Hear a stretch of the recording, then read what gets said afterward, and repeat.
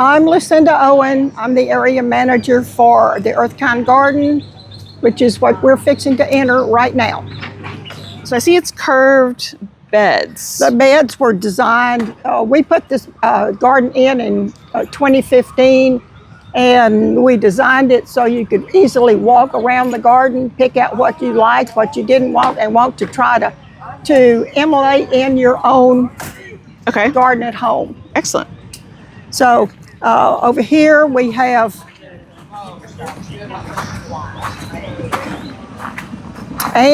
some of our annuals, our spring and summer annuals, the zinnias. And by the way, if you're planting zinnias in your yard, butterflies will automatically come. They love zinnias. So we have zinnias, we have a home run rose blooming here. This is a very old variety of roses, early 1900s. Oh, wow. Some daisies, some Shasta daisies by the side. And this is a possum holly tree, which is a native tree here in Texas. In the wintertime, it's deciduous, but in the spring, it has orange berries all over, and then the foliage comes out. Okay. Birds love it. This is a shady area here, and it's under a Natchez crepe myrtle, which hasn't started blooming yet, but it will be white. We also have another crepe myrtle that will be red. And we also have some hostas here, which are great straight shade plants. And for the first time ever, we have phlox. And these are the blooming phlox, which will bloom off and on all summer long and naturalize. Our agapanthus are in full bloom. A lot of people, these will grow in sun or part shade, and ours are in part shade. But they're just doing spectacular. They've been here 5 or 6 years now. This beautiful white plant is way ahead of its time. It's not supposed to be blooming here now, but it is called Little Volcano. This is the white version, and it is numerous months ahead of time for some reason. That's our weather problem.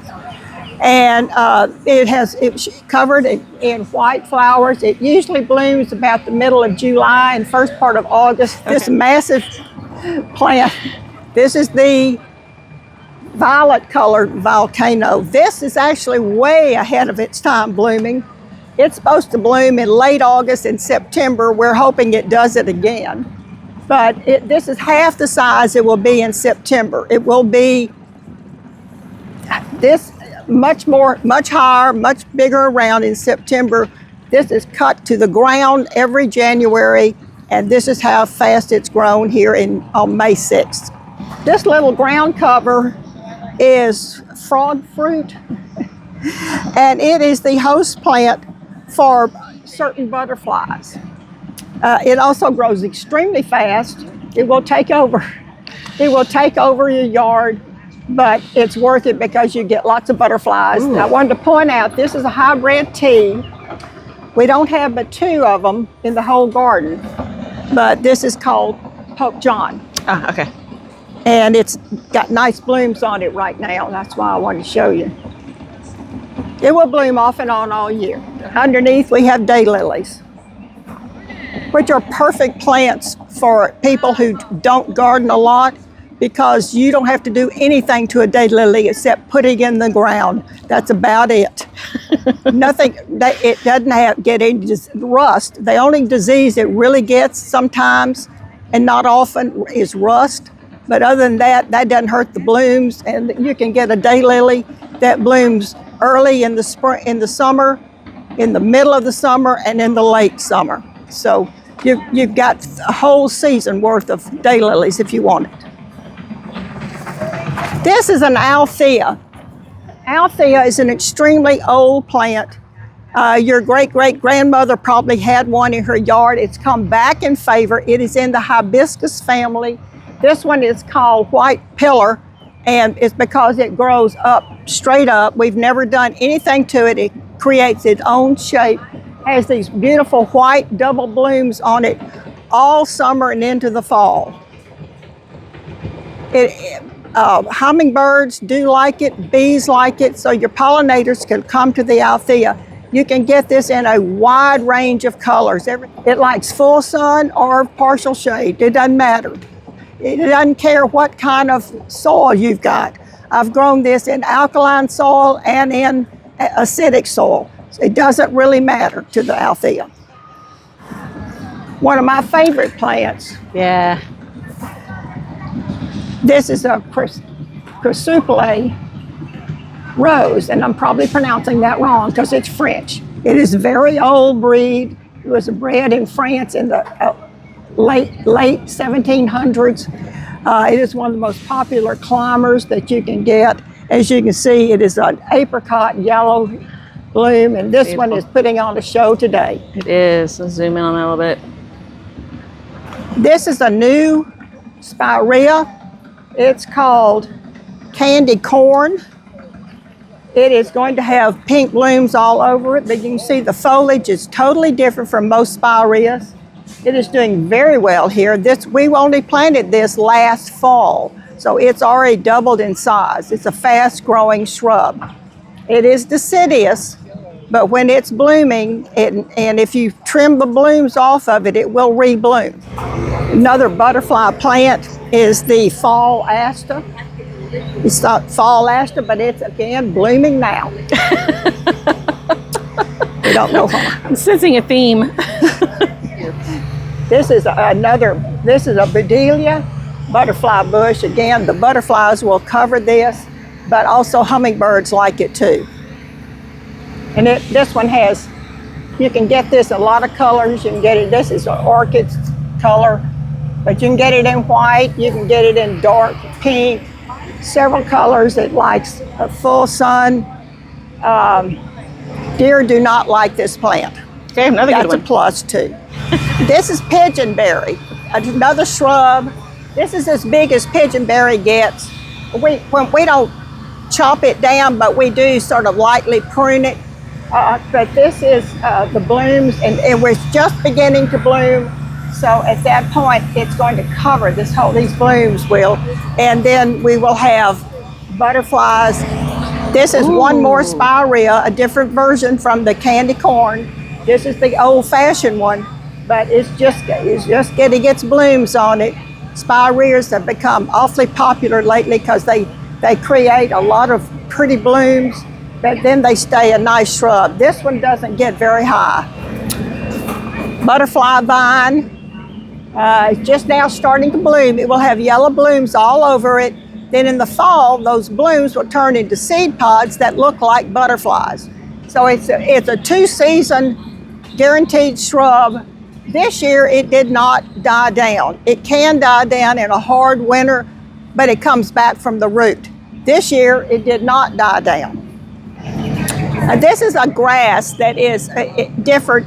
It is called black night grass, K-N-I-G-H-T, and it's been here for over 10 years now. This is half the size it will be. It will be by fall, it will be twice this size up, but it's very durable. We cut it down in January, same time we cut the little volcano, and then it comes back. It's got beautiful dark black foliage on it. This is a new form of beautyberry. Oh, and it's just starting to bloom. You can see it just starting to bloom. It will have pink blooms. It is Pearl Graham. Okay. And it's got the darker leaves. Most beautyberries have green leaves. This is a bronze colored leaf.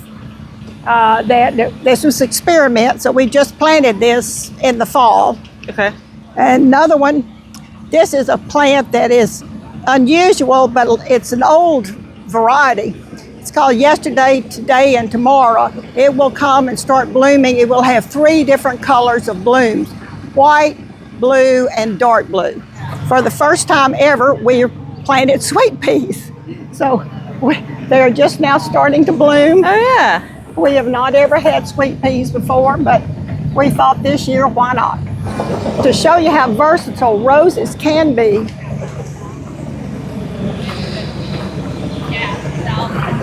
this is a climbing rose. This is Zephyrine Delphine, and it is a climber. It is in a container, so you can, if you have no sun but have one spot that gets at least 6 or 8 hours a day, you can grow a rose in a container, and it will be done well, and it will perform well. This is again another this particular rose is thornless. Oh, Yeah, and you've got a pink bloom. This is not a climber, and it's called Earth Angel. All the rose experts claim that this is the easiest rose to grow if you're a beginner. This is how useful succulents are in pots. This is, read it, Panda Calancho. And look how gorgeous it is in this green pot. This is also a new plant. This is a dwarf crepe myrtle. So when it starts blooming, it will be covered in pink blooms. It doesn't get any higher than this. It is it's been on the market maybe 4 years. This has been in this pot 2 years. And basically we put it in the pot because we didn't have another place to put it.